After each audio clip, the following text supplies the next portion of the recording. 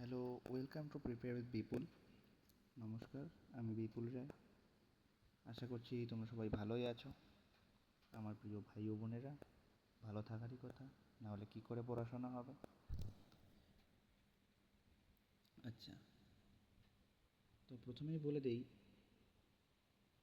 আমি free of cost সমস্ত বিষয় আমার এই ইউটিউব চ্যানেলে করাবো। GK, GS, reasoning, math, English, এই 4টি বিষয়েই আমি পড়াবো, সমস্ত ফ্রি অফ কস্ট। তো প্রথমেই আমি জিকের পার্ট থেকে শুরু করছি, পলিটি বিষয় দিয়ে। ঠিক আছে, তো রাষ্ট্রবিজ্ঞানের যে সিলেবাসটা আমাদের, সেটা একটু দেখে নেওয়া যাক। তো তার আগেই বলে রাখি, আমরা কোনো নির্দিষ্ট পরীক্ষাকে কেন্দ্র করে বা টার্গেট করে কিন্তু পড়ছি না। কেননা কোনো নির্দিষ্ট পরীক্ষাকে যদি তোমরা টার্গেট করো, সেটা তাহলে তোমার বোকামি হয়ে যাবে। তাই আমরা এমন করে পড়ব যাতে সমস্ত পরীক্ষার জন্য আমরা এলিজিবল হতে পারি। এক্সামিনাররা বর্তমান দিনে কম্পিটিশান এতই হার্ড হয়ে গেছে যে নানানভাবে ঘুরিয়ে ফিরিয়ে কোশ্চেন দিয়ে দেয়। তো সেই হিসেবে কোনো পরীক্ষাকে টার্গেট করে পড়াটা তো বোকামি হয়ে যাবে, তাই না? তো এমন করে পড়তে হবে যাতে কোনো কোশ্চেনই মিস না যায়। আর জিকে এমনই একটা সাবজেক্ট যেটাতে কমন পাওয়া তো ধারণারই বাইরে। তাই এটাতে খুব ভালো করে টপিক ওয়াইজ পড়তে হবে। তো আমাদের সিলেবাসটা একটু জেনে নিই, চলো শুরু করি আমরা। প্রথমেই রয়েছে আমাদের সংবিধান সভা, দ্বিতীয়ত রয়েছে সংবিধানের নির্মাণ বা সংবিধানের গঠন কী করে হয়েছিল, তৃতীয় রয়েছে প্রিয়াম্বল বা প্রস্তাবনা, সংবিধানের উৎস বা সংবিধান কীভাবে তৈরি হয়েছে, অনুসূচি। হ্যাঁ, তোমাদের বলে রাখি, অনুসূচি আমাদের টোটাল 8টা, সেটা পুরনো হিসেবে। বর্তমান হিসেবে যদি আমরা ধরি তাহলে অনুসূচি হচ্ছে 12টা। ঠিক আছে, সংঘ এবং তার রাজ্যক্ষেত্র, তারপরে আছে নাগরিকতা, আমাদের যে নাগরিকতা সিটিজেনশিপ সেটি বিষয়ে, তারপরে আছে মূল অধিকার, আমাদের যে মূল অধিকার, আমাদের যে রাইটসগুলো আছে সেগুলো বিষয়ে আমরা পড়ব। নেক্সট, রাজ্যের নীতি নির্দেশক তত্ত্ব, মূল কর্তব্য, সংঘীয় কার্যপালিকা, সংসদ, আমাদের যে পার্লামেন্ট আছে সে বিষয়ে, নিয়ন্ত্রক এবং মহালেখা পরীক্ষক, যেটা আমাদের অডিটর জেনারেল আছে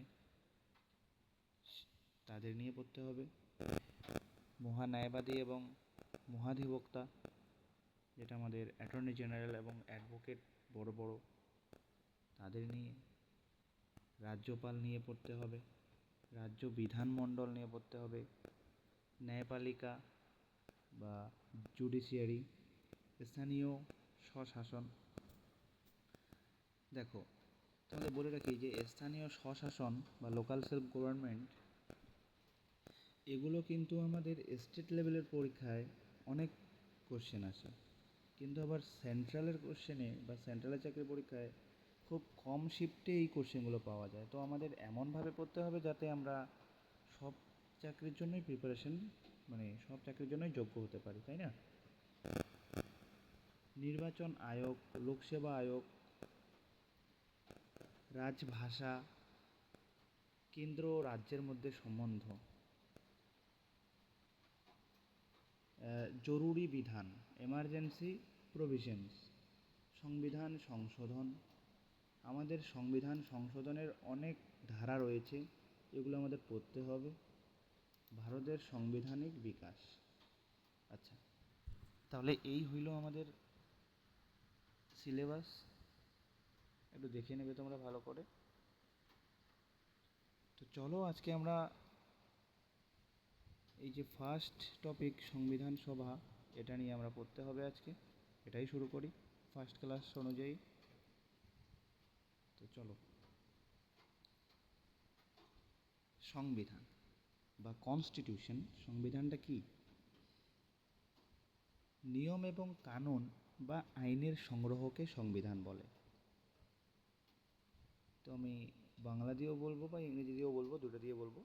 আ collection of rules and laws, তাহলে নিয়ম এবং কানুনের বা আইনের সংগ্রহকে সংবিধান বলে।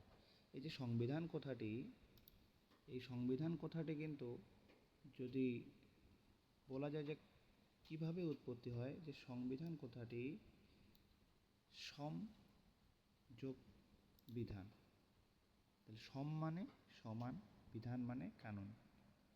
এই সংবিধান কথাটি আবার একটি ল্যাটিন শব্দ। এই সংবিধান কথাটি একটি বা সংবিধান কথাটির জন্য ল্যাটিন শব্দ হচ্ছে কনস্টিটিউশন। কনস্টিটিউশন ল্যাটিন শব্দ। আচ্ছা, সংবিধানের জনক, ফাদার অফ কনস্টিটিউশন, সংবিধানের জনক কে? যদি আমরা বলি সংবিধানের জনক কে, তাহলে হবে জেমস মেডিসন। তাহলে যদি মানে এটা গোটা ওয়ার্ল্ডের, গোটা বিশ্বের জনক সংবিধানের, তাহলে হচ্ছে জেমস মেডিসন। এবং যদি বলা হয় যে ভারতের সংবিধানের জনক, ফাদার অফ ইন্ডিয়ান কনস্টিটিউশন, তাহলেই হবে ডক্টর ভীমরাও আম্বেদকর। আর ভারতীয় সংবিধানের জনক যে ডক্টর ভীমরাও আম্বেদকর, এই কথাটি প্রথম বলেছেন কে? কেভি রাও। এই কথাটি বলেছেন কেভি রাও। আচ্ছা, তো সংবিধান সভা, সংবিধান সভা বা কনস্টিটিউশন অ্যাসেম্বলি, এটা নিয়ে আমরা পড়ব। সংবিধান সভার বিচার দিয়েছিলেন কি? সংবিধান সভার যে ধারণা, সেটা কে দিয়েছেন? সেটা দিয়েছেন সর্বপ্রথম দিয়েছেন স্যার হেনরি ম্যান। তিনি কোথাকার বাসিন্দা? তিনি ব্রিটেনের বাসিন্দা। সংবিধান সভার গঠন কোথায় হয়েছে বা কিভাবে হয়েছে? যদি বলি ফরমেশনের কথা, তাহলে আমেরিকা এবং ফ্রান্সে গঠন হয়েছিল সর্বপ্রথম সংবিধান সভা। আবার যে আমাদের যে ভারতবর্ষের সংবিধানের মডেল, সেই মডেল আবার নেওয়া হয়েছিল ফ্রান্স থেকে। ভারতীয় গণপরিষদের জন্য দাবি, ডিমান্ড অফ কনস্টিটিউশন অ্যাসেম্বলি।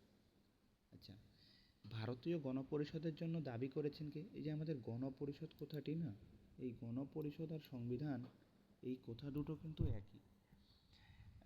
যখন তোমরা হিন্দিতে পরীক্ষা দিবে, হিন্দিতে সংবিধান থাকবে, সেটা আবার যখন বাংলায় ট্রান্সলেট করা হবে, সেটা অটোমেটিক গণপরিষদ হয়ে যাবে। তাহলে ভারতীয় গণপরিষদের জন্য দাবি করেছিল কে সর্বপ্রথম?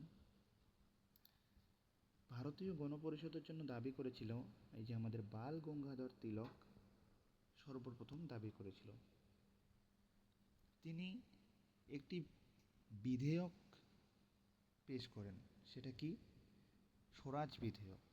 এবং 1895 সালে তিনি স্বরাজ বিধেয়ক বিল পেশ করেন। আচ্ছা, তাহলে ইনি হলেন, বা এই যে বাল গঙ্গাধর তিলক হলেন গরম দলের একজন শাসক বা নেতা। পূর্ণ স্বরাজের দাবি 1921 সালে হজরত মোহানি জানিয়েছিলেন। 1922 সালে গান্ধীজি বলেছিলেন যে ভারতীয় সংবিধান ভারতীয়দের মতে হবে। Indian constitution will be according to the Indian. আর এই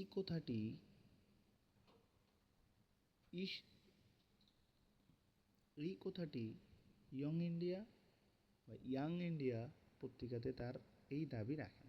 আচ্ছা, 1924 সালে মতিলাল নেহেরু ব্রিটিশ সরকারের কাছে প্রথম গণপরিষদ গঠনের দাবি জানান। মতিলাল নেহেরু ব্রিটিশ সরকারের কাছে প্রথম গণপরিষদের গঠনের পর তোমাদের দেখাই এই যে অবমাননাকর দাবি বা ফর্মাল ডিমান্ড এই ফর্মাল ডিমান্ডটি কংগ্রেস এটিকে আনুষ্ঠানিক বা আধিকারিক দাবিতে পরিণত করেন, অনানুষ্ঠানিক থেকে আনুষ্ঠানিক দাবিতে পরিণত করেন। সেটা কবে? 1935 সালে। আচ্ছা, এরপরে আমরা চলে আসি আগস্ট প্রস্তাব। আগস্ট প্রস্তাব, এই আগস্ট প্রস্তাবের অপর নাম হচ্ছে বা আরেকটি নাম হচ্ছে আগস্ট অফার। এই আগস্ট প্রস্তাব 8ই আগস্ট 1940 খ্রিস্টাব্দে পেশ হয়। এই প্রস্তাব পেশ করেছিল কে? ভারতের ভাইসরয়। তখন ভারতের ভাইসরয় ছিল লিনলিথগো। আচ্ছা, এই আগস্ট প্রস্তাবের সুপারিশ কী ছিল?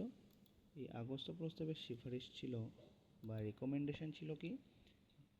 1 নম্বরে গভর্নর জেনারেল নির্বাহী শাখায় বা তার কাজের যে শাখা, সেই শাখায় আরও বেশি ভারতীয়কে অন্তর্ভুক্ত করা হবে। 2 নম্বরে কী লেখা আছে? একটি যুদ্ধ শোলাকার সমিতির গঠন হবে বা করা হবে। 3 নম্বরে বলা রয়েছে ভারতের সংবিধান ভারতীয়দের দ্বারাই বানানো হবে।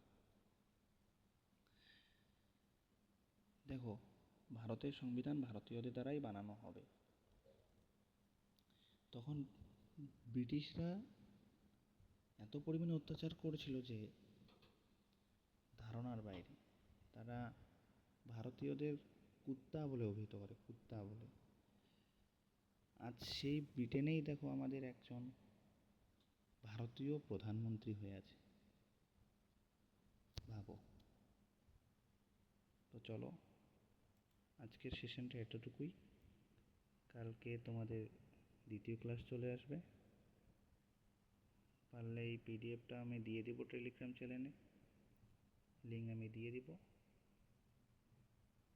ভালো থেকো, সুস্থ থেকো, পড়াশোনাটাকে চালিয়ে যাও।